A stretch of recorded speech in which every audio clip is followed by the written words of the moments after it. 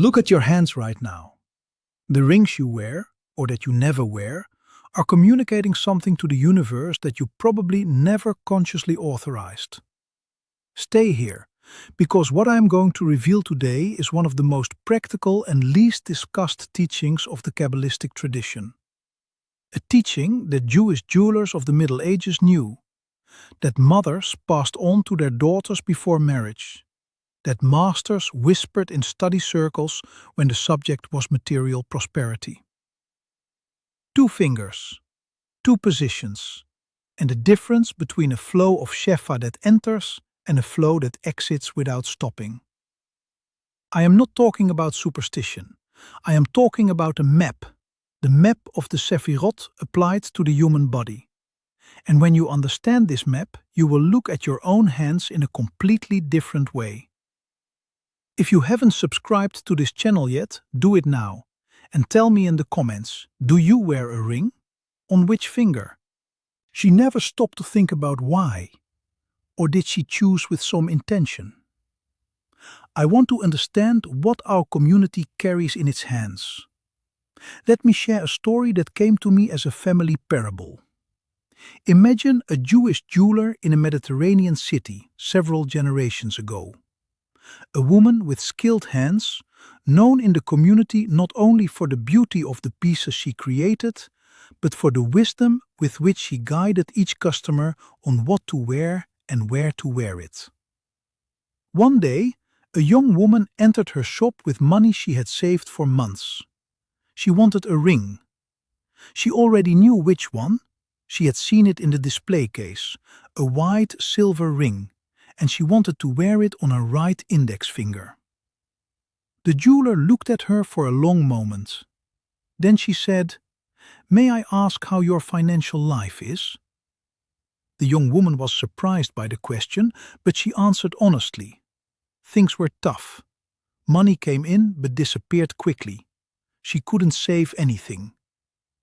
The jeweler nodded slowly. "This ring that you chose is beautiful, but the finger you chose will amplify exactly what is bothering you. Let me explain why, and let me show you where it really should be." The young woman left the store with the same ring, but on a different finger, and with an understanding that changed how she thought about every object she put on her body. Today you will understand 3 things. First, how Kabbalah maps the fingers of the hand within the system of the Sefirot, and why each finger is literally a different energy channel. Second, the 2 specific placements that tradition identifies as problematic for the flow of prosperity, and the deep logic behind it. Third, the complete protocol, where to position, with what intention, and how to consecrate an existing ring so that it becomes an instrument of alignment instead of blockage. But first, the foundation. Because without it, everything I'm going to say sounds like folklore. With it, it's spiritual geometry.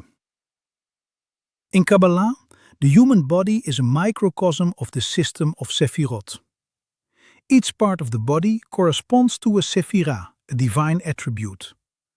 And the hands, specifically, have a detailed map that Kabbalists have studied in depth.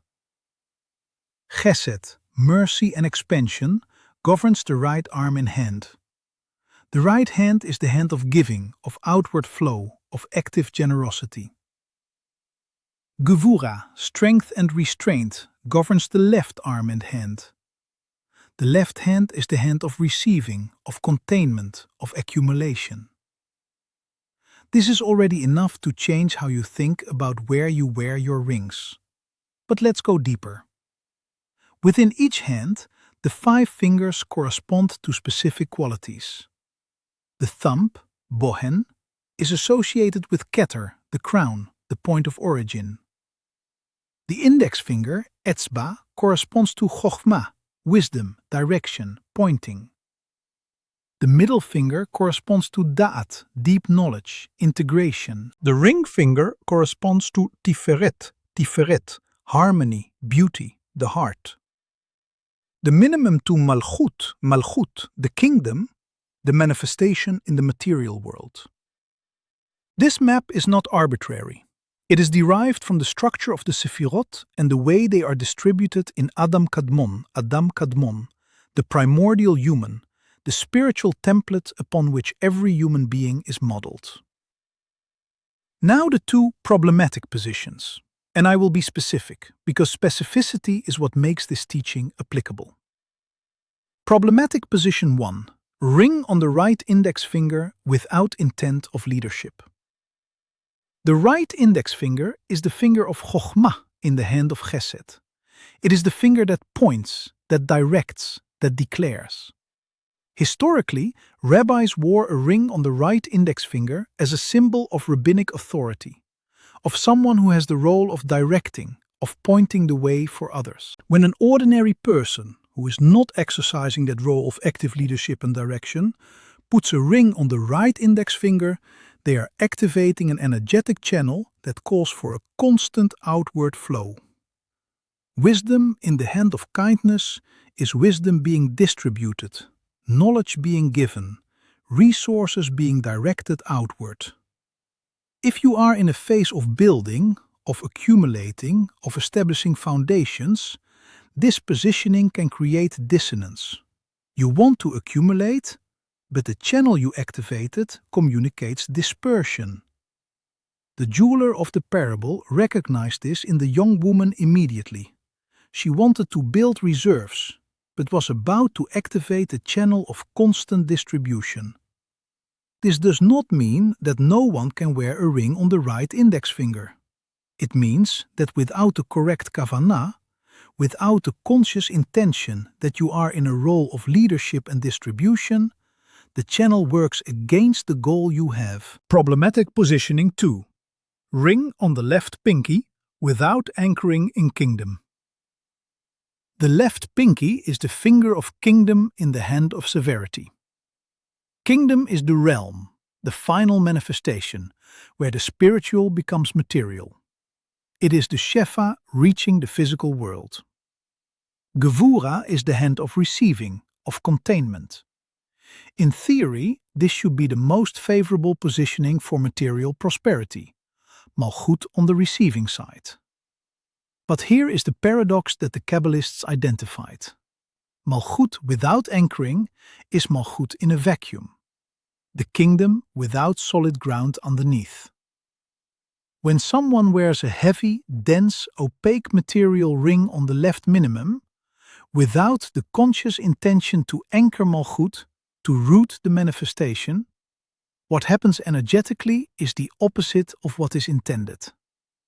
Instead of receiving and retaining, the channel remains in a loop of seeking without arrival, like a container with a false bottom. Tradition identifies this positioning as particularly problematic for people who already have a pattern of money that comes but does not stay, who work hard but cannot see the accumulation, who seem to be always starting over. If this pattern resonates with you, pay attention to what you wear on the left minimum. Now the positions that tradition favors for the flow of prosperity. The right ring finger, Tiferet in the hand of Chesed. Tiferet is harmony. It is the balance point between expansion and contraction, between giving and receiving, between Chesed and Gevura. It is the heart of the system of the Sefirot, literally the center of the diagram. A ring on the right ring finger activates the channel of harmony in the flow of output. You give, but in balance. You expand, but with proportion. It is the positioning of those who can be generous without emptying themselves. And not by chance, in many cultures, including the Jewish tradition of some communities, the right ring finger is where the wedding ring is worn. Marriage is Tiferet. It is the union of opposites in harmony. The choice of finger was not random. The left ring finger, Tiferet in the hand of Gevura, here is harmony in the channel of receiving. It is the most balanced position for those in a phase of building and accumulation. Tiferet next to Gevura means you receive in proportion, you accumulate with criteria, You retain what is necessary without completely closing the flow. It is the positioning that the jeweler of the parable suggested for the young woman. Not the right index, which disperses, not the left minimum, which seeks without arriving, the left ring finger, which receives in harmony. The middle, daad in any hand. Daad, is the knowledge that comes from lived experience. It is not the theoretical wisdom of Chokhmah. It is the understanding that comes from having gone through something. It is deep integration. A ring on the middle finger is a ring of daad. It is the declaration that you are in a process of integration, of consolidating what you have learned, of making wisdom become flesh. It is a powerful positioning for periods of transition, when you are changing phases, careers, or mindsets about money. It is not a positioning of accumulation. It is a positioning of transformation. And sometimes, transforming how you think about prosperity is the step that precedes actual accumulation. Now the protocol. 4 steps to transform the rings you already have into instruments of intention. Step 1. The inventory of the hands. Today, take off all the rings you wear regularly. Place them on a clean surface. Look at each one. For each ring, ask, where do I wear this? Why? Was it a conscious choice or was it habit, fashion, convention? No judgment, just observation. This inventory is the beginning of awareness. Step 2. The energetic cleansing. Before repositioning any ring, cleanse what it carries. Submerge it in a bowl of water with a pinch of salt. Salt is melach, and tradition associates it with preservation, purity, protection against negative influences. Leave it for 3 minutes. While you wait, set the intention. May this object be cleansed of all influence that does not serve my alignment. May it become a pure channel for the Shefa I choose to receive. Dry it with a clean cloth. The ring is ready to be consecrated. Step 3. The consecration. Hold the ring in both hands in a cupped position, a gesture of reception. Close your eyes and say, may this ring, placed with intention, be a constant reminder of the Shefa that flows through me. May the finger it adorns be an open channel for the prosperity that the Creator has already set aside for me. May I remember, every time I look at my hands, that I was created in the image of the Creator, and that creating prosperity is part of my purpose. Then, place it on the chosen finger with awareness, not in haste, with the same attention you would give to a sacred act. Because it is a sacred act. Everything done with Kavanah is. Step 4. The daily reminder. For 21 days, every morning, when you look at the ring on the chosen finger, pause for 3 seconds and renew the intention silently. It doesn't have to be long. It can be just open channel, Shefa flowing. 3 seconds, every day for 21 days. This is enough for the association to be established, for the ring to become a state anchor, an object that, just by seeing it, reminds you that you are a channel, not an obstacle, to abundance. A pattern that frequently appears among people who start paying attention to how and where they use symbolic objects is this. The most significant change is not in the object, it is in the attention. When you begin to act with intention in small things, a ring, a color, a direction, you develop the muscle of Kavanah. And that muscle, exercised in small things, strengthens for the big decisions.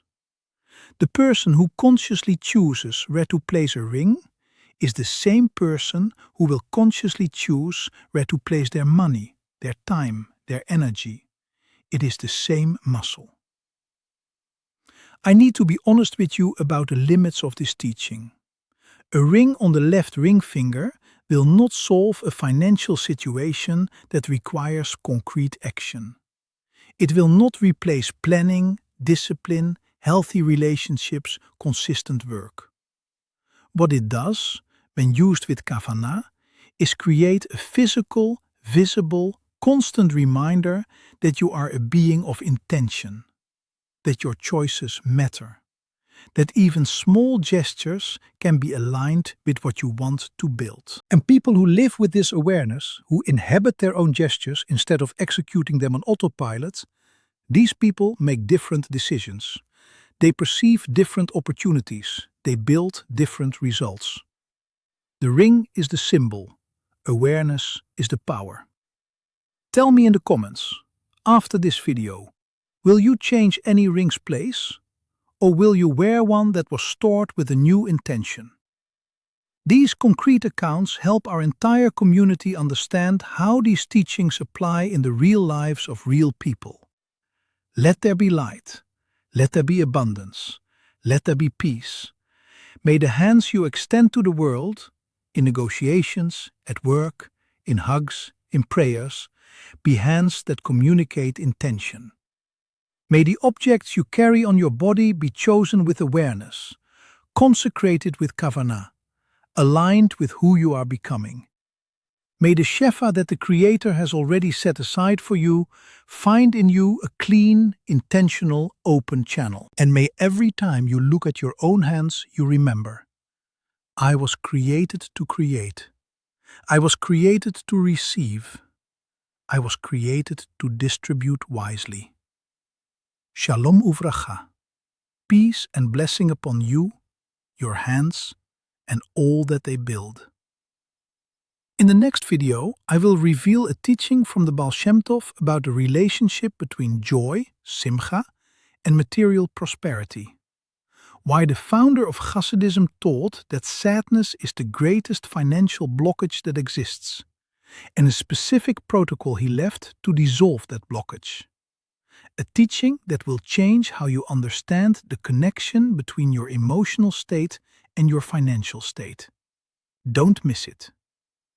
Share this video with someone you know who wears rings without ever thinking about why. It could be the start of a conversation that changes everything. Until next time.